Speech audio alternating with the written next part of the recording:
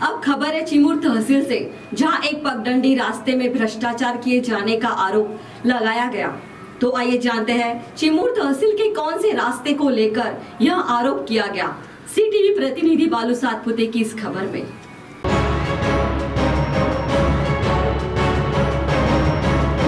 चिमूर तहसील के खरसंगी के pass स्थित ग्राम पंचायत शेरपुर अंतर्गत आने वाले भाऊराव तुकड़ू पाटिल इनके खेत से तो ताड़ोबा रोड तक कच्चे रास्ते के काम में हुए मामले संदर्भ में उक्त ग्राम पंचायत और कच्चे रास्ते की विस्तृत जांच कर दोषी पर कार्रवाई की मांग की गई है।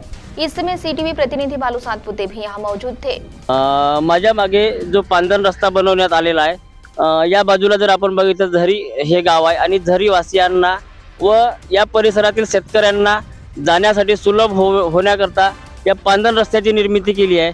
पण निर्मिती करताना हा रस्ता जो आहे हा वन विभागाच्या अखत्यारीत येत आहे आणि वन विभागाची कसलीही परवानगी न घेता ग्रामपंचायतने किंवा संबंधित विभागाने या रोडची निर्मिती केली आहे आणि त्याचे बिल सुद्धा उचलले आहे, अशी तक्रार या बंदर ग्रामपंचायतच्या सदस्या मेश्राम मॅडम यांनी केली आहे। तो आइए सुनते हैं सीटीवी से बातचीत दौरान ग्राम पंचायत सदस्य कांचन मेश्राम ने क्या जानकारी दी। ताई काय सांगाल या रोड बद्दल? सदर हा रस्ता पांदन रस्ता वन परिक्षेत्रात येत असल्यामुळे वन विभागाची कोणतीही परवानगी न घेता रोजगार हमीतून हा रस्ता ग्रामपंचायत तर्फे करण्यात आला। पण तिथली परवानगी नसल्यामुळे रस्ता बंद केला वन विभागाने। लोकांना शासकीय निधीचा अपहार झाला, त्याच्यामुळे लोकांना येण्या जाण्यांना खूप अडचण होत आहे। तर तुम्ही या संदर्भात काही तक्रार वगैरे केली आहे का? हो, तक्रार आम्ही चंद्रपूरला केली। किती दिवस झाले तक्रार केलेले? अंदाजे दिवस? अंदाजे 2-3 दिवस। 2-3 दिवस झाले। तुम्हाला काही रिप्लाय वगैरे आला का त्यांच्याकडून? नाही, काहीच नाही। अजून चौकशी व्हायची। तुमचं काय म्हणणं आहे या रोड संदर्भात? कोणावर कारवाई झाली पाहिजे? याच्यावर ज्यांनी हा निधीचा अपहार केला किंवा बिना परवानगीनं जे काम करते हे यांचं हे थांबलं पाहिजे ना, याच्यावर कठोर कारवाई झाली पाहिजे। तो वहीं ग्राम पंचायत सदस्य भाऊराव धुर्वे ने भी इस संदर्भ में अपनी प्रतिक्रिया दी। आपल्या सोबत आहेत शिवापूर बंदर ग्रामपंचायतचे सदस्य भाऊरावजी धुर्वे। धुर्वे साहेब काय सांगाल या रोड बद्दल? या रोड बद्दल म्हणजे आम्हाला जाण्या येण्यासाठी बहुत तकलीफ होत आहे। लहान शाळेतील मुलं शाळेत जाण्यासाठी फेरा मारून जावं लागतं, 5 किलोमीटर पडते तिकडून आणि सरळ 3 किलोमीटर जावं लागतं।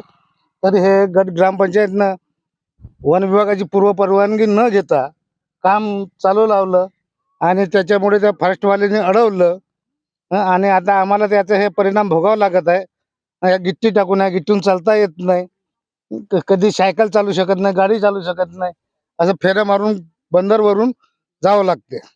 5 किलोमीटर आहे ते। बरं, या रोड बनाच्या आधी रोड कसा होता? आणि रोड आता कसा? चांगला होता, मुरमाचा होता, पण चांगला होता, इथून सरळ जाता येत होतं। आता जाता येत नाही, जायला तकलीफ आहे। आता तुम्हाला त्रास? सायकल सुद्धा जात नाही, गाडी सुद्धा जात नाही, त्रास होते। गिट्टी टाकलेली आहे थोडे अजून, बाकी बंद ठेवलं आहे काम, अधूर आहे, पूर्ण केलेलं नाही। तर या रोड ज्या संदर्भात बनवला त्याची चौकशी व्हावी असं तुम्हाला वाटतं? हो, व्हायची चौकशी व्हायला पाहिजे ना, पूर्ण रोड पूर्ण व्हायला पाहिजे।